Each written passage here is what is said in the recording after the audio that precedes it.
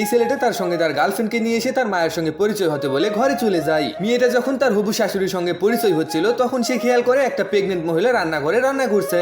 এমনকি সেই মহিলাটা ভীষণই অসুস্থ ছিল। এটা দেখে মেয়েটা তার শাশুড়ির থেকে তার বিষয়ে জানতে চায়, কিন্তু তখন সেই মহিলাটার ব্যাপারে তার শাশুড়ি মিথ্যে কথা বলে, যেখানে তখন এই মহিলাটির হাজবেন্ড আসে, কিন্তু সেও তার স্ত্রীর সাথে খারাপ ব্যবহার করে আর তাকে কথা শুনিয়ে আবারও রান্নাঘরে পাঠিয়ে দেয়। এসব মেয়েটা দেখে তার ভীষণই খারাপ লাগে, তাই মেয়েটির শাশুড়ি তাকে জোর করে এখান থেকে ভিতরে নিয়ে যায়। আর এই মেয়েটা তার ছেলের বউ হচ্ছে বলে সে তাকে একটি স্বর্ণের বালা পরিয়ে দেয়। এটা দেখে এই মেয়েটার একটু অবাক লাগছিল।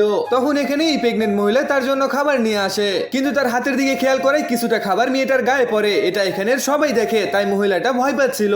এজন্য মেয়েটা তাকে ক্ষমা করে দেয়, কিন্তু তারপরও মেয়েটির শাশুড়ি আর তার হাজবেন্ড তাকে প্রচন্ড কথা শোনায়। তাই মহিলাটা বাধ্য হয়ে তাকে পরিষ্কার করাতে নিয়ে যায়। আর সে তার নিজের নতুন ড্রেস খুলে এই মেয়েটাকে দিতে চায়, কিন্তু মেয়েটা নিতে চায় না, কারণ আজকে তার জন্মদিন ছিল। তাই মেয়েটা তাকে নিয়ে এখানে আসে, কিন্তু মেয়েটা এখানে এসে এদের পরিবারের ব্যবহার দেখে অবাক হয়ে যায়। বন্ধুরা, এই ভিডিওর পার্ট 2 দেখতে সাবস্ক্রাইব করে দাও।